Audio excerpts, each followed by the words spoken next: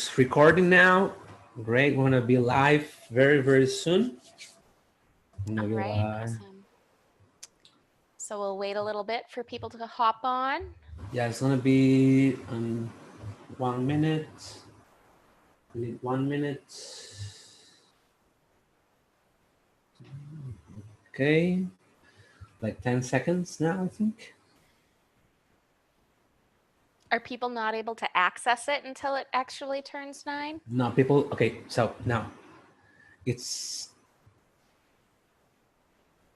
all right. So we're live. Okay. Oh, here we go. Yep. All right, people are starting to hop on. We're gonna wait just a couple of minutes.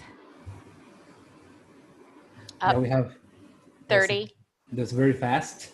Mm-hmm. Hey, hello everyone. We're waiting a little bit for people to join here.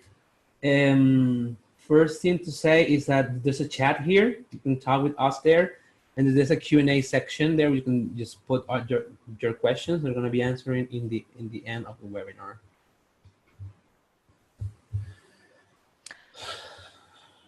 Okay. All right. We've got over 60 people. Yep. I think.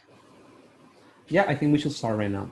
Okay, awesome. So welcome. I'm so happy you're here with Fabio and I tonight. We're super happy to talk to you about a super important topic, which is how to get into data science. And so we've planned out a lot of great topics to cover tonight. And we plan on talking to the guides and sharing a bit of our experience and some strategy. And then we're going to open it up to your questions. So absolutely, as your questions come up, or if you've been holding on to your questions and you want to type them in now and be first in the Q&A box for when we open up Q&A, you can go ahead and do that as well. And so first I'll tell you a little bit about myself. My name is Kristen Kerrer, which I assume you know because you would have seen my name on the post mentioning the webinar. But so I'm a data scientist. I've been in the field for 9 years. I have a bachelor's degree in mathematics and a master's degree in statistics. I'm currently working in e-commerce, working on some really interesting projects, but I also have some experience working in the utility industry and in healthcare, you know, all serving the function as a data scientist. All right, very cool. So I'm Fabio Vasquez. I hope you know who I am. If you don't know who I am, I'm from Venezuela. I live in Mexico, and I'm a data scientist too. I proclaimed myself data scientist a few years ago. So, and I've been doing this for like 4 or 5 years now.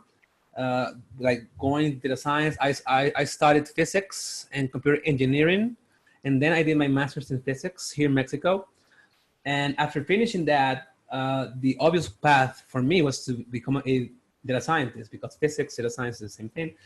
And I'm working right now at Oxo. It's a retail company here in Mexico. I'm working with other companies like Racken and Business Science and more people there, just trying to help them to get into data science and to help them building solutions for data science. All right. So just before starting, I want to tell you that if for some reason we hit the 100 mark and you have friends that cannot join into the webinar, we're gonna hit a button here to be live on Facebook. So you can see us there too, if you can join here. So Kristen will share a link to that webpage if that happens. And so you know that. And okay. Cool. And so I think now we are going to talk just a little bit about our experience getting our first job or other jobs in data science.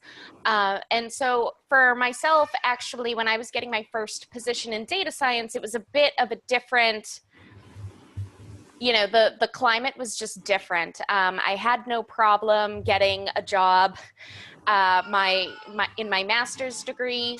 Sorry, my baby is up there yelling. My husband is on it.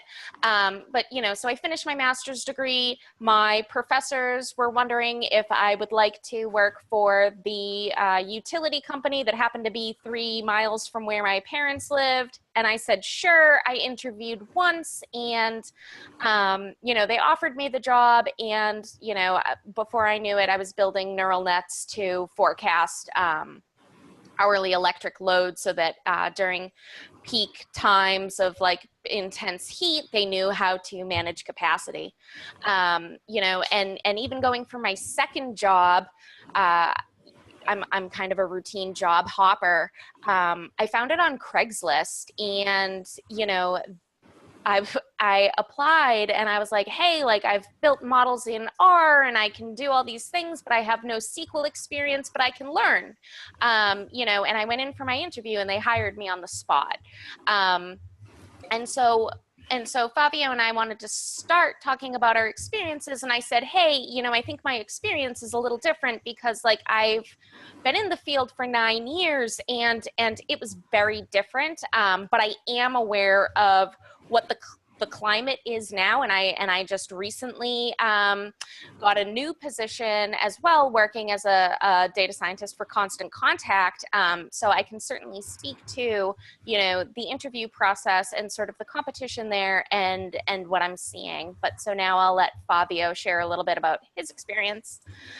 So I think my experience is something that a lot of you can relate, and it's coming from academia to data science.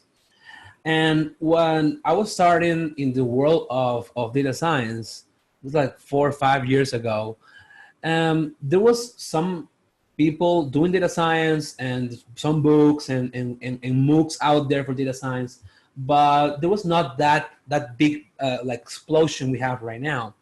So maybe it was easier for me to get started like 5 years ago. And my first job was very ad hoc because when I was starting, I started like a backend developer. And for some reason, we needed to do a model for a company. And hey, do you know machine learning? I was like, okay, I've been doing a MOOC for a while, so I can just give it a try. And I started like that. So it was very simple, very easy. Not being a data scientist, I didn't call myself a data scientist. I was like a developer with machine learning and stuff. And I think my first real job was in BBVA, the bank, and I applied for a lot of jobs before going before being able to do that. And oh, sorry, we have hit the 100 attendees, so we're gonna go live on Facebook. Do you have a link for that?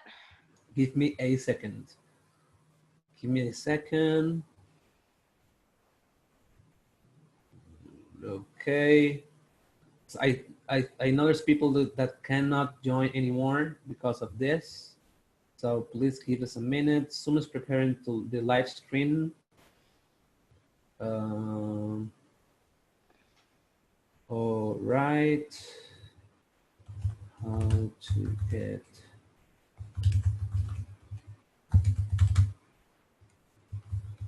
data science. Okay. So now we're a link to share with me, and I can.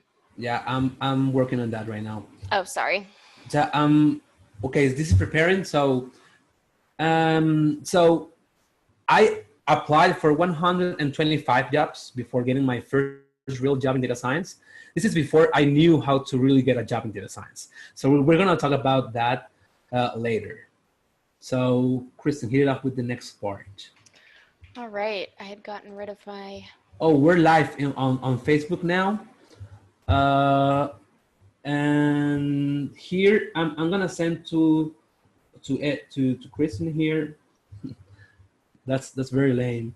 I copied the streaming link and just facebook.com.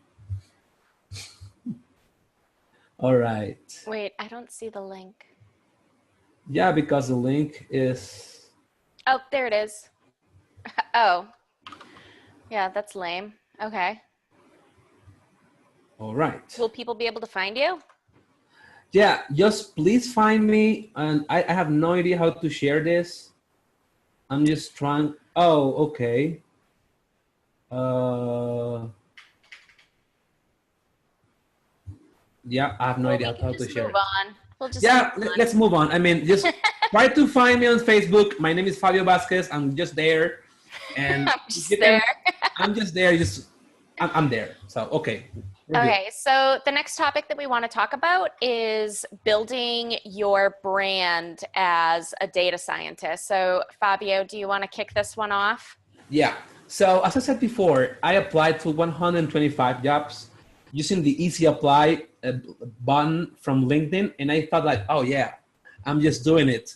I'm just applying for a lot of jobs, and I'm gonna get like 50 answers and responses, and everything, and all's gonna go well. And that didn't happen. So I got very few responses from those 125 applications. And then I realized that that was not the way of getting a job in data science. So what I started doing was building my brand. And your brand, I mean, don't take this as like flexing. Oh yeah, I'm the best. Just take it as you can do things to get viewed by other people, to get views. And I started posting on LinkedIn. I started creating some blogs. I started creating some articles, sharing my experiences on simple posts, on longer like article, as like joining webinars and just going there into the open source world, try to help there. And people started seeing me. And it's like, okay, so I know this guy because he's in every post in every post I read about the science, he's there, and he has a lot of posts there of his experiences with what he knows about data science. So maybe it's gonna be a good fit for my company, and that's what you want. You want people to get to you. It's much easier to get the job if people are like waiting for you to accept their offer. Mm-hmm. So this is not that easy. I mean, I'm not saying that you're gonna create 4 posts on LinkedIn in one article and you're gonna get like 1,000 calls. It's not the way. You have to continuously keep doing this, continuously getting more views. People will get interested in what you have to say, what you have to share with people, and after that, you'll see it's gonna be very, very much easier to get a job in data science. Mm-hmm. And yeah, and it's not so much about sharing maybe the most technical thing that you know, but it's packaging up things that you just want to share with the community. It's being a member of the community, it's being active and commenting on other people's posts, and just being there as somebody who's known and an active member of the community. And actually, I've seen some people be really successful at, even on Twitter, like doing Tidy Tuesday. Someone was working on their PhD. They were managing Tidy Tuesday, which is using tidyverse in R, and immediately got a job at R after they graduated from school. Before I even started writing a blog, I was still getting a lot of recruiters reaching out to me on LinkedIn. And it was because I had is that the link? Okay, I will share that. 1 second. It was because I had Yeah, that's the okay, link. that's posted. Cool.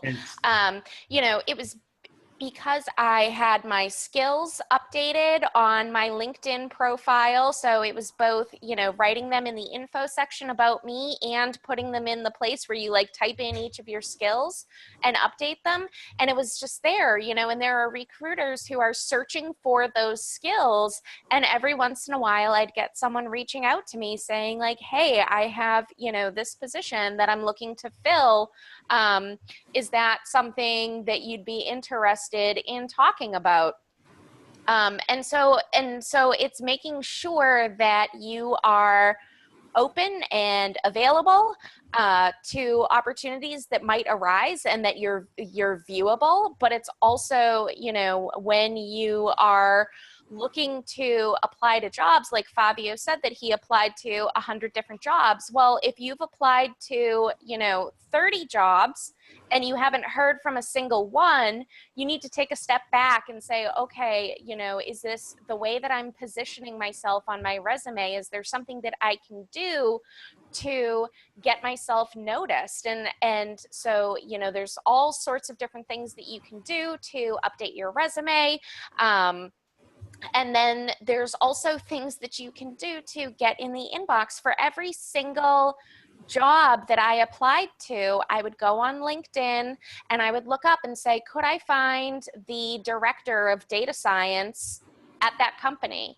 And I already knew that they had a position. So it wasn't that I was, you know, just blindly messaging a bunch of data scientists asking if they had any positions. It was somebody who I knew had an open position that they were looking to fill, that I could effectively fit what they needed. And I'd reach out with something like, hey, you know, I really liked the post you did the other day, you know, like start off with a nice icebreaker so that it becomes more authentic. It comes across more authentic, rather than just saying like, hey, I need, you know, this is what I'm looking for, and this is, you know, what I want. It's like, hey, you know, how are you today? I saw that post you made the other day. That was great. I noticed that you have a position that you're looking to fill, and I'd love to get my resume into the right hands. And then, you know, list a couple things that specifically are things that they're looking for in that person. So, you know, whether it's that you code well in Python or R, or you have experience with machine learning, or, you know, SQL, like list a couple of things. And I actually said them in a more casual way. I'd be like, I'm a whiz at SQL and I have some exposure to Python, you know, and if you'd be willing to help me get my resume into the right hands, I'd really appreciate it. And I had a fantastic response rate with that. And so I'm making a connection before I'm giving somebody my resume, before I'm expecting them to look at my resume. Yeah, so I think we can go to, I mean, I want to talk about the specific points for your LinkedIn right now. So later we're gonna, I know there's some questions there, but we're gonna go there in the end. So right now, the first thing is have a good profile picture in your LinkedIn, and have a picture. Just have a picture. That's very important. And it's very hard for someone to accept your connection if you don't have a picture. It's very hard for people to really like believe it's you there if you don't have a picture. Okay, so that's my first recommendation. My second one, don't put your name in all caps, please. Don't put your name in like, my name is, like you're screaming your name. Like just put your name in like the title fashion, normal, and then really think about what you're gonna say in your description. Your description is very important for recruiters. Why? They have a way to search for keywords in your descriptions and the profiles on LinkedIn. So like be sure that you're talking about what, who are you, what you want to do, what you know, and what can you do for someone. It's like, okay, so I studied this and this. I've been working with Python, R, and I've created some models for like clients, like forecasting of out of stock predictions and stuff. Like mention those words, because sometimes if you really want to work in the data science for healthcare, mention that on your description, because it will be easier for people to get there and understand, okay, he wants to work there. Maybe he doesn't have the experience, but he wants to work there.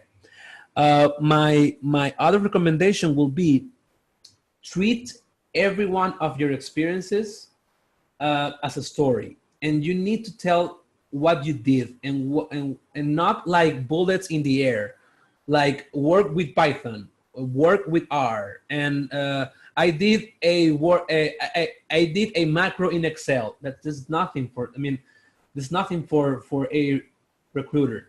Talk about what you actually brought into the company. What value you can get to the company. Like, okay, so I managed to cut the turnover for my company from 20% to 10%. Or even that macro that you just mentioned. It's like, did that macro explain that it. you created, did that save somebody a half hour each day of manual work? That's value. Yeah, of course. So mention what is adding value and not what you did. So it's like what you did becomes is after of how that helped your company or whatever you helped. So, and I think there's more things we can talk about on LinkedIn. Right now, those are my 4 recommendations. Follow them. You're gonna see you're gonna see a big change in people seeing your resume, seeing your LinkedIn, trying to connecting with you because, okay, so he knows this and this. I'm interested in having his thoughts and understanding what he wants to do on my feed. So you're gonna get more people trying to connect to you. Okay, awesome. So now we were going to talk about how to prepare for interviews, but I also see somebody asking about what are the stages of the interview process for data science and internship and expectations. And so those seem very closely aligned. So if you're okay, Fabia, we'll sort of talk about, so you send your resume into a company. It most likely goes through the automated system that determines whether or not they think you're a good fit before it ever gets into a mailbox. If it gets into somebody's mailbox in HR, somebody's going to read it. They're going to decide whether or not to email. Like, this is typical. It can be different, but this is like the standard flow. They'll decide whether or not they want to reach out to you for a phone screen. They will email you and say, hey, are there some times that you're available to do a phone screen? And these are typically with HR. Again, you could speak directly with the hiring manager on the first time, but typically it is a phone screen. You're gonna talk on the phone screen with HR. They're gonna say, oh, hi, so-and-so, is this still a good time to talk? You're gonna say yes. Then they're gonna say, well, tell me a little bit about yourself. And, here it's like literally your 3-line elevator pitch. You do not want to start from like, I was valedictorian in high school, which I wasn't, like, not even, but I'm just saying, like, you don't want to start in high school. You want to, high level, my name's Kristen. I'm a data scientist. My background is math and statistics. I've been working in the field for 9 years across a number of different industries, and I've worked on some incredibly interesting projects that I'd love to tell you about. I mean, I'd go a little bit deeper than that, but like what I'm saying is like really bring it up a level. So, so I'm trying to make this quick because we're sort of on a timeline. But, so you're going to go through this phone screen. It's probably going to be about a half an hour. They might ask you a couple of behavioral questions. They're also going to ask you about your salary expectations. Try and avoid that question if you can. I have a blog article about, this where I sort of go through the whole thing. But basically, you get past the phone screen. When they ask you if you have any questions, make sure you ask, when can I expect to hear from you? The next step is typically a phone interview with the hiring manager. They may have you come directly on site. It all depends on the size of the company and the urgency to fill that. But a lot of times it's going to be next. You'll talk with the hiring manager on the phone. That's pretty routine. That's where you'll get a better idea of the actual position. A lot of times the job description that you see on the internet may not match perfectly with what you end up talking about with the hiring manager. Like, their needs may actually be different. And so you want to make sure that you're prepared in a way to truly get at, okay, what tools are you using? Because like, if you're a SaaS shop, like I like R and Python, and I'm like passionate about staying with like the open source tools. So like, I would remove my candidacy there. But so you want to get at all those questions that are going to make a difference before you think about going on site to talk with these people, and if you make it past the The talk with the hiring manager, typically, and again, this could be, you could have more phone calls, these could be virtual calls, you might have to submit a virtual interview that like literally you just record yourself and submit it and you're not talking to anyone besides the camera. But you know, you go on site, and on site they're going to ask you to demonstrate some of your Python skills. If you say you know Python, they're going to ask you some SQL questions to make sure that you'll be able to access the data in the database. They're going to ask you some more behavioral questions. They're going to expect that you have questions to ask. You may be expected to present something, but that's something that they'd tell you ahead of time. Hey, can you bring a presentation that you've prepared? And if you don't have a presentation prepared because you're just out of school, you can take an analysis that you did in university and try and create that in a way that would be more appropriate for business, right? But like the standard methodology and like coefficients of your model, like that isn't going to fly. Like you need to bring it to life, tell the story or whatever. But so you might present, you'll be sort of reviewed on your presentation skills, both being able to speak to a group and being able to, you know, put a presentation together. And so that's like the super fast talking 5 miles a minute overview of sort of what that looks like. And I will let Fabio talk to how to prepare for those interviews. So that's very accurate, and I think a lot of people that are here are going to be following that path because it's very standard across the industry in the whole world. Sometimes it's easier, sometimes you have less interviews, sometimes you have only like 2 interviews, and if you pass that you're okay, but most of the time you're going to get to a lot of different interviews. And my first like suggestion here is be prepared to work in an environment that you're not comfortable to. Because I mean, when I was starting doing these interviews, it was very weird for me to like program in a like in a place where I don't have any functions, like just a plain text file or a program in a chatbot. So that's not easy. So prepare for that if you know it's going to be like questions about programming in that fashion. SQL is a very important part of every interview in data science.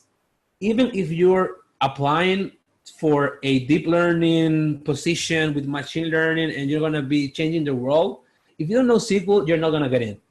Most of the time, most of the questions you're going to be getting is about like getting data, understanding the data, being able to just see it, group it, aggregate it, and just work from there. If you're not able to start working with the data, you're not going to be able to run machine learning or deep learning or whatever. So how to prepare for this? There's a lot of web pages out there. There's a very cool blog by Brandon Roher. He's a data scientist at Facebook, and he has a post called How to Prepare for Interviews in Data Science. And he lays down several different like articles and web pages. You can practice your R skills and your Python skills and your SQL skills.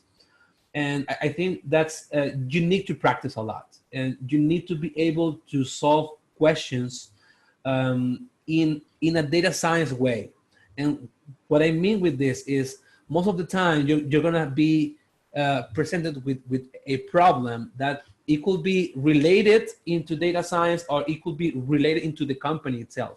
And you need to be able to add value in a very short period of time on solving that problem through a data science process, and then be able to put that into, like Kristen said, into a presentation or a short talk or explanation.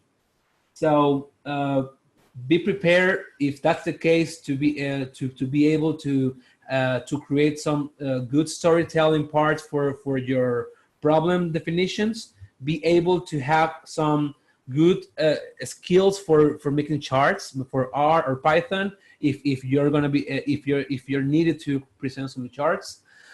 And I think being patient is very important here. Really think about what they are asking you to solve. Just don't go there and speak whatever you think. Just first study the question, analyze it, see what you have to solve it, and then go from there. So, I mean, I think we need to go to the last part. It could be more, I mean, we can talk about a whole webinar about how to prepare, like with examples and stuff. We can do that. If you're interested in that, please post that on the question, the Q&A. So right now, something that comes a lot when we're trying, when we were trying to put this session together, I think most people ask us about what's the path to become a data scientist. I see that question coming up a lot right here too. Yeah, so like I have experience. I don't have experience. I'm an architect. I'm a physicist. I'm a doctor in law. So how can you get to data science? That is the question for right now. So first, I'm gonna be listening to Kristen.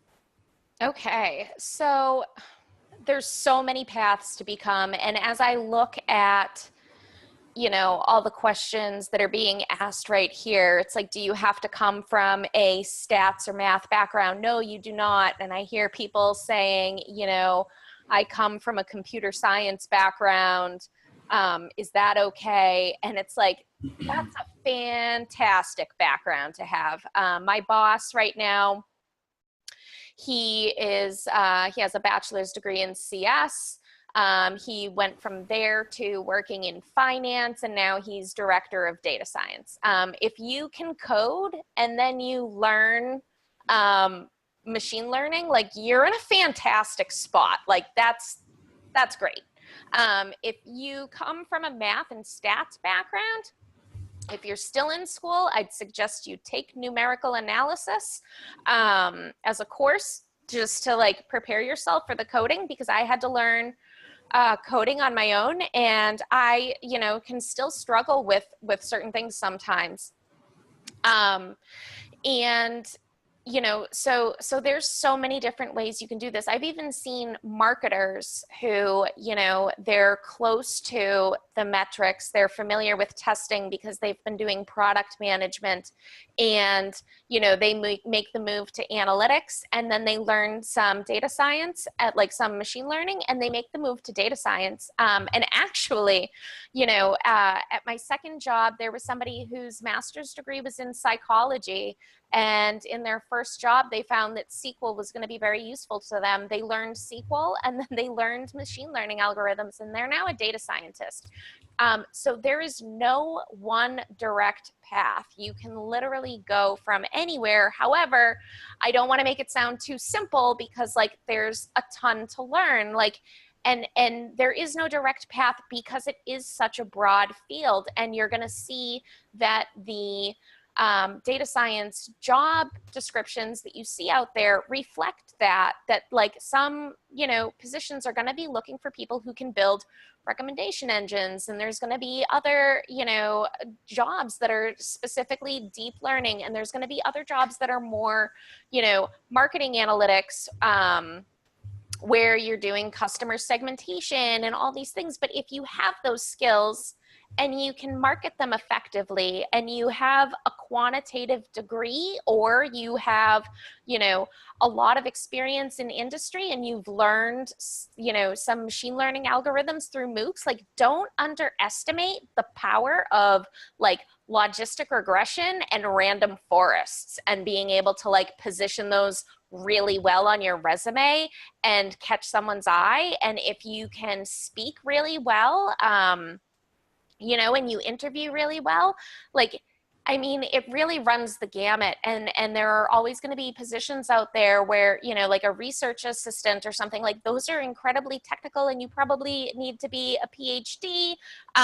But like, there's, you know, just this like wide field out there of what's considered data science. There's no one path to go there, but at the same time, don't think that you're like taking all these courses and like trying to like get to this point where like eventually you'll have enough skills to start applying. Like, you know, if you have the things that I just mentioned, or some of those, like start thinking about how to position yourself and network and get in, because a lot of this stuff you're going to learn on the job as well.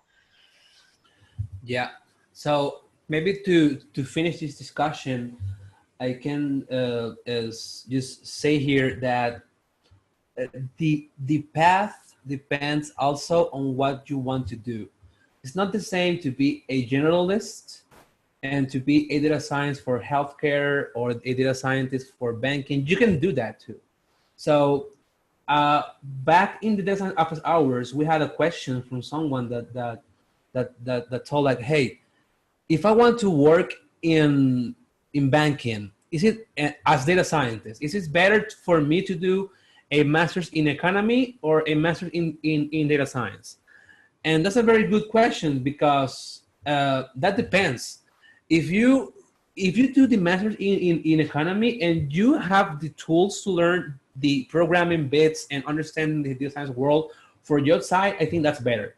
But if you really think you need a structured learning path, like a school or a master to get to data science, maybe it's better for you to do that master's.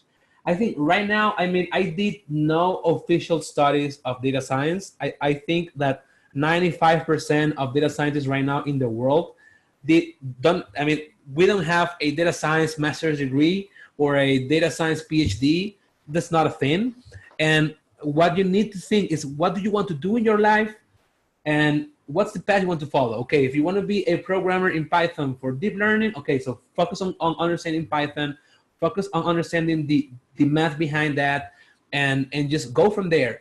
And I see here a question that is related to this. It's like, what like Kaggle. Is Kaggle good for this? I think Kaggle is a good, like the whole MOOCs platform and Kaggle and GitHub are good places to start like creating your path, because each path is different. But if you see, okay, so I have all of these great MOOCs there, I have all of these, and I want to be able to solve this challenge on Kaggle.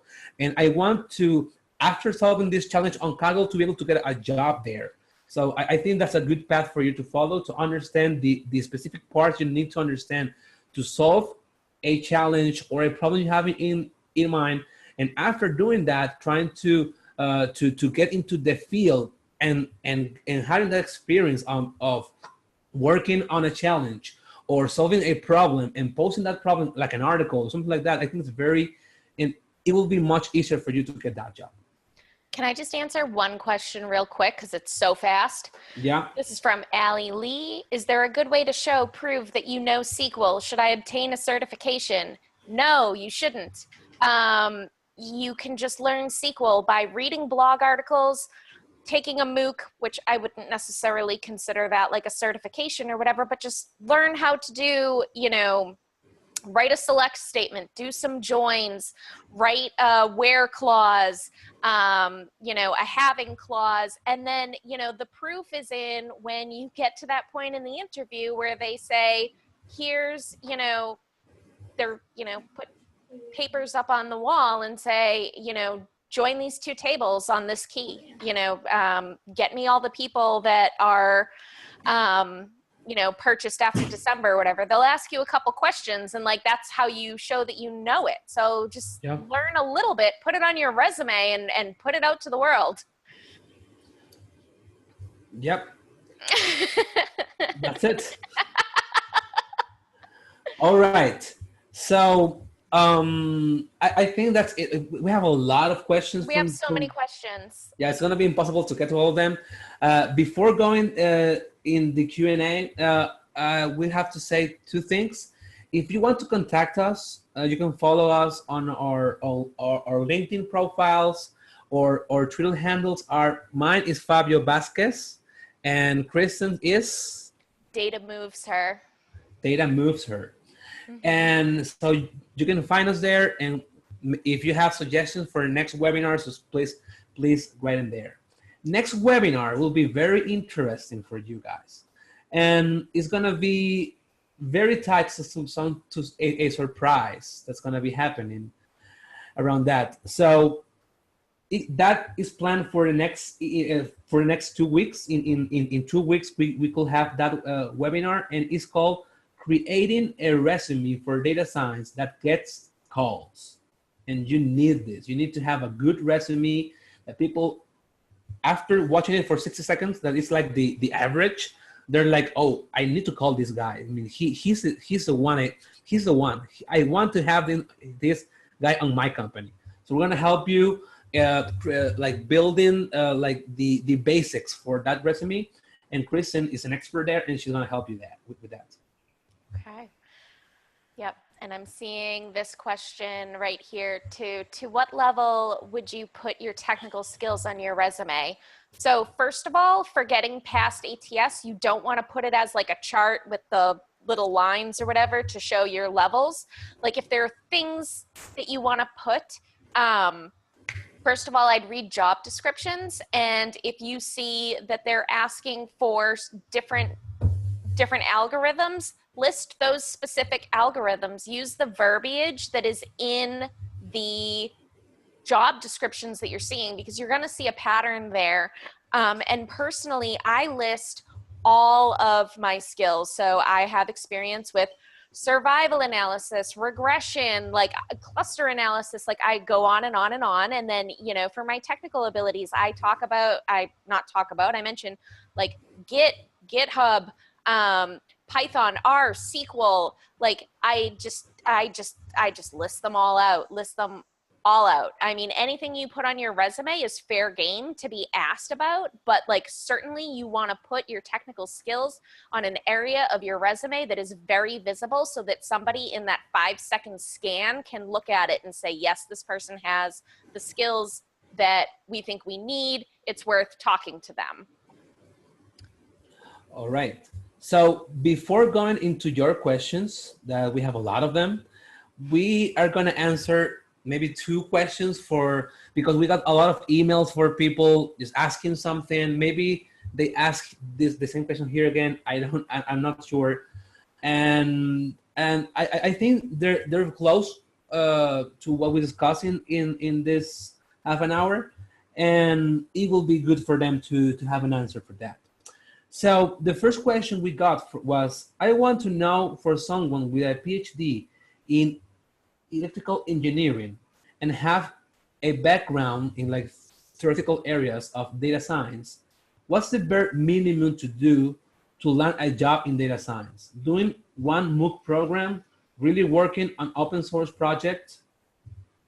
And I'm gonna start by saying here that it will depend a lot on the company you're applying if they're gonna take like your PhD as a winner. I mean, there are companies that will expect for you to have a master or a PhD to get you there, but I think the majority of them are not expecting that. They're expecting for you to be able to show your skills. And doing MOOC programs, I think that's the way I learned. I know there's a lot of people in the data world that learn from that too. And I think you have to understand that doing every MOOC you find is not the way to go. And you need to like narrow down. Okay, so these are the webinars I want to do because I saw the title, I saw the overview, I saw the syllabus, and they look interesting, and commit to that. Like, don't think of the MOOC as you're going to school, because if you're just seeing the videos like this there, you're doing nothing. You have to do the exercises, do the work, like do the homework, do the exams. And if you're able to do this, and then you can contribute to open source, that's a good path to follow too. When I was starting in the data world, I contributed to open source in the beginning, and I learned a lot from there. Like, there's a very good amount of people helping you in the open source community to get your code there, testing your code and things. So I think that the contribute to open source part is very important. All right, Kristen, you can take the second one, please.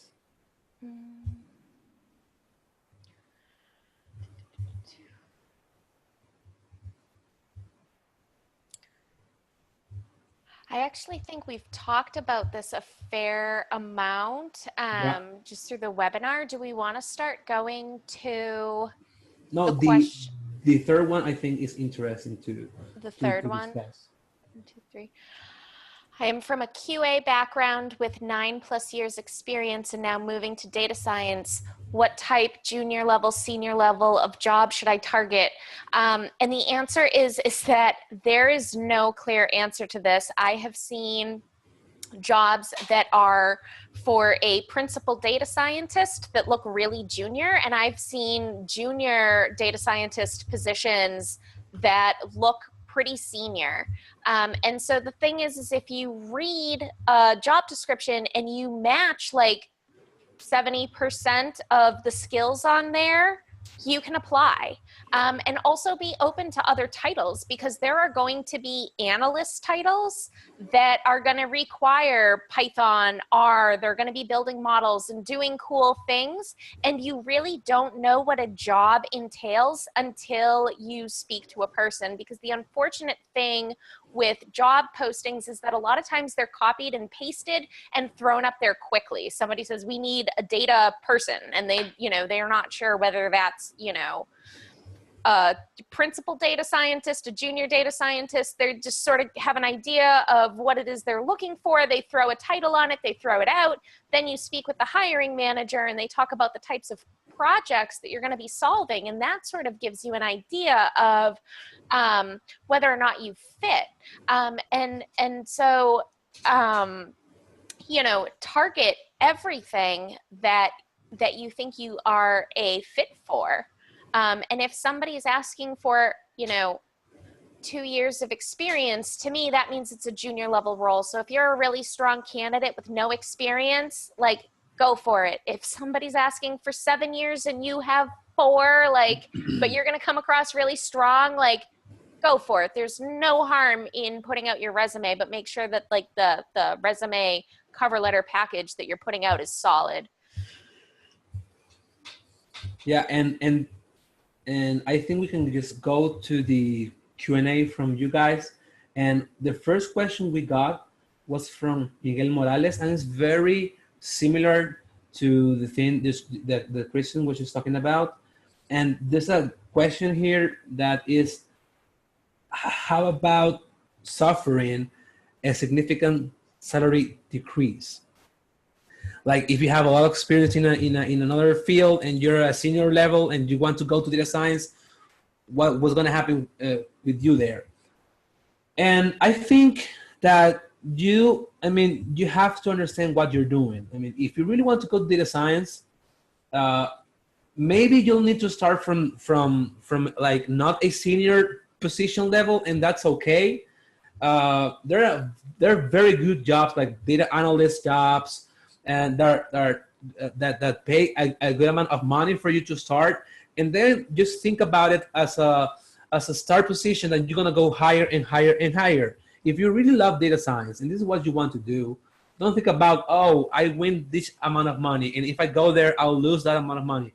That's important too, but think about what will happen for you in the end. If you go right now, of course, it's going to be a period of for you adapting to that. But after that, just the only place to go is up. Yep.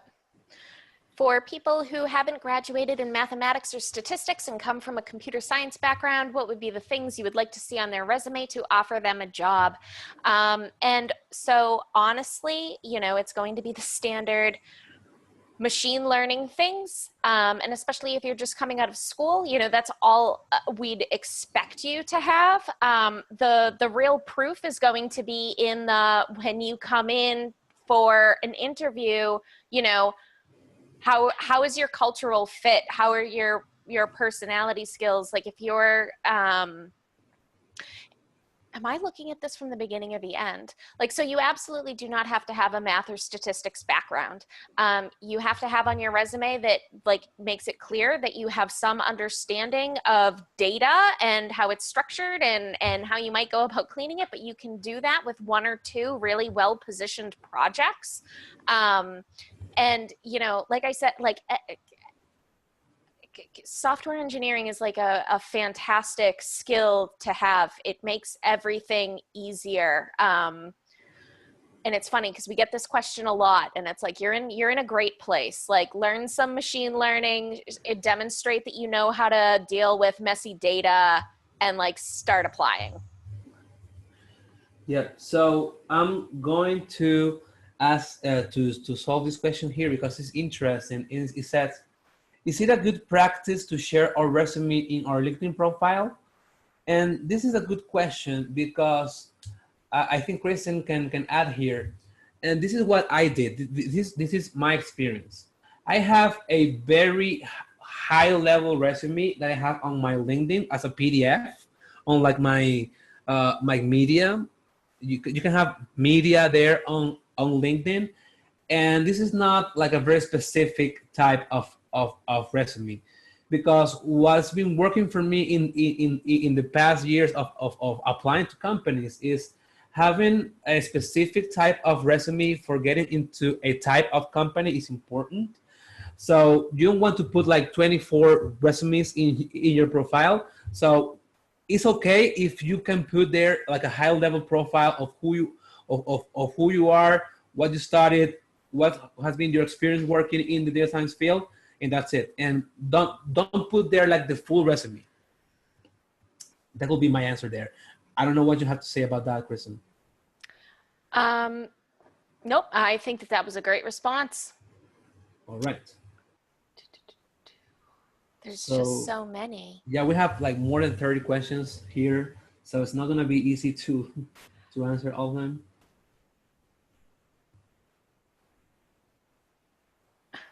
If you were interviewing someone, what would make you say, wow? And literally, that would be somebody who could answer a simple programming question that had like a couple loops and some logic statements in it, answer the SQL questions well, and then had a great personality. And I thought that I'd enjoy working with that person. That would be wow. Yeah.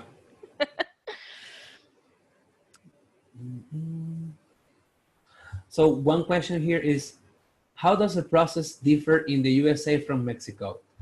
I think we have both experiences here. And in Mexico, what I've seen is that the process is much simpler than most companies in the USA. Here in Mexico, we have less interviews. I mean, I've been on companies that we have a lot of different interviews to get to the job. But like most of the companies I've applied in the past, it's like one phone call with the recruiter. Then you go to a call with a data scientist in a team. If that goes well, maybe you go to they'll send you like a data challenge. I don't remember if we talk about that, but it's very common too for them to send you like a hacker rank or a data set for you to ask to solve some questions there, and then just create a simple a study of that data in like 3 day periods. And if that goes well, you get to the hiring manager, and if that goes well, you're in. I mean, that's has been my experience here in Mexico. It's very different as in the USA, and that's what I can say about that. So here's another question. How do I break the industry domain knowledge barrier? I'm a mid-career data science enthusiast, and my experience has been in HR.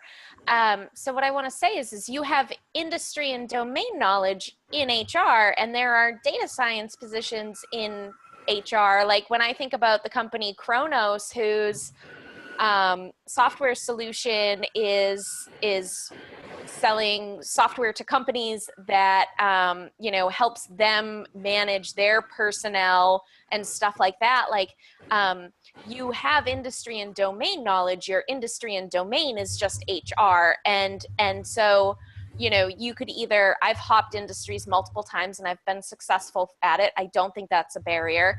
And you get a ton of value just by being in industry in general, like learning those cultural norms, understanding how to, communicate through email appropriately in business and schedule meetings and show up to meetings and like be a reliable person.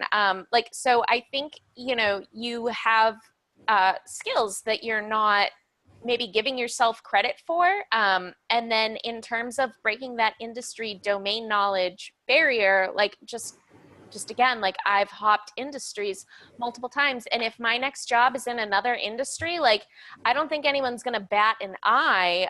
Once you have some corporate experience, like you can pick up a new industry.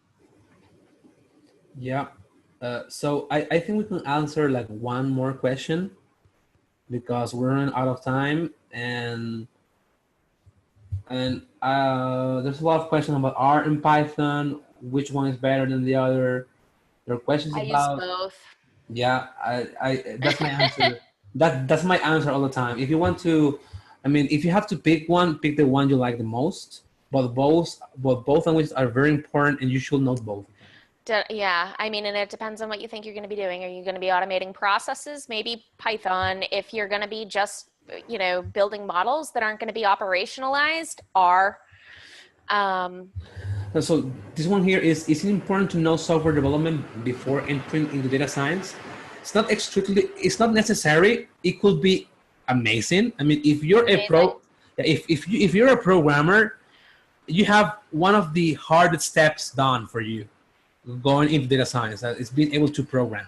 So if you have that skill, it's great. But if you don't have that, it's okay. You can learn that by practicing, going into different kind of MOOCs, or is searching on the internet, as just buying a course or whatever. Which is more preferable for learning? Well, for learning and profile building, is it the paid certifications or MOOCs, or the real-time projects in data science and machine learning? So I think that those are two different questions. Like I'd take a MOOC to learn a new skill. If I was going to position something on my resume as a project to demonstrate that I've learned something, like I'd want it to be a project. I don't want to put like MOOCs that I've taken on my resume. I'd personally want to have done a project, be able to talk to the result rather than like I sat through this course. Yeah, that's something very important. And sadly, is a thing that a lot of companies do not take. Still, they don't take that seriously. The MOOCs you take, so it's okay for you to take them. It's amazing for you to do that, but they're valuable. They're valuable. But instead of putting that in your resume, put what did you create? What did you create with that knowledge you get? That's better. That's better. How are the internship opportunities in Boston? I am not so familiar. I mean, because I haven't really watched the internship opportunities. I know that, you know, the last company that I worked at, Vistaprint, they had a lot of, not a lot of, but every year we had a couple data position internships available. If you are from a software engineering background, a good way to get your foot in the door is to take a software engineering internship and then try and make a move over, because the internships in software development are more plentiful than the internships available in data science, from just my little bubble that I'm living in Massachusetts. Yeah. So one question I answered through the chat, and I think is popping up here, is what's the best way to start contributing into open source? And I think the best way is first find a package or a software that you're really interested into contributing. Just don't go there because you have to contribute in something. Find something you really like, and if you have the skills, like it's a Python package. Do you know Python? If that's the case, you can write to the owners. Okay, you can write to the owners. It's like, okay, so I'm Fabio Vasquez. I've been very interested in your package. I know Python, and I know I can add something for your contribute or contribute something for your package. Write them an email, create an issue, whatever. I mean, me as a developer in the the open source area, if someone tells to me, hey, can I help you in your software, in your open source software? I will always say yes. We always need hands. So don't be shy and just go there and try to solve whatever you think is you can solve for something you care, because that's very important. Hold on, I'm just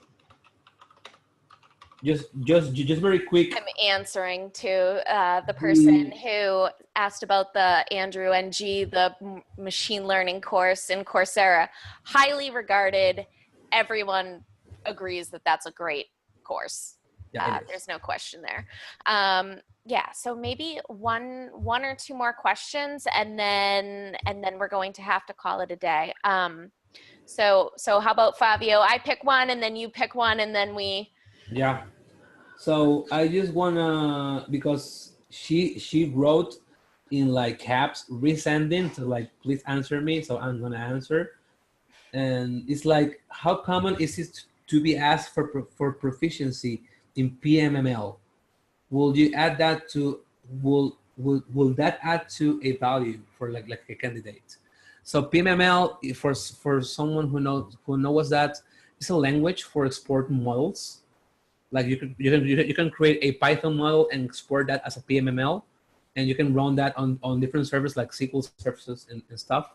I've never been in an interview that asked me for my proficiency in PMML. Me neither. It's okay to know that, but right now you have a package for.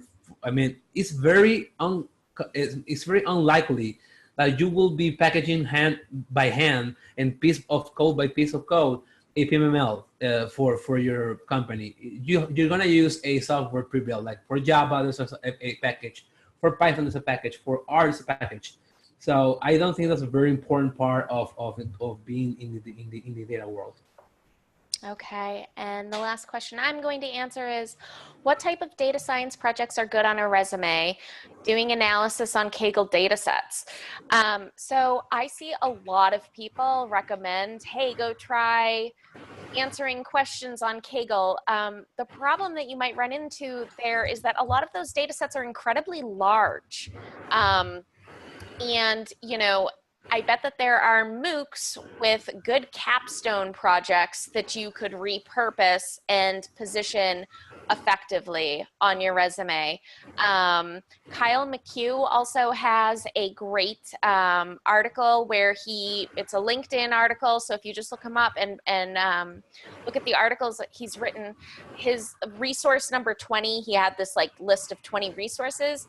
Resource 20 was a website that just had a bunch of free data sources, like just tons of free data. Like grab a data set, pull it into R or Python, build something as simple as a decision tree or a logistic regression model, but talk about an insight that you found from that, or what was, you know, the driver of something. It doesn't need to be crazy. Like you just want to be able to, you know, like you don't need to take like some huge data set on Kaggle that you're going to have to rent AWS, like just like grab something that'll fit on your local machine, like build a model and clearly articulate what you did.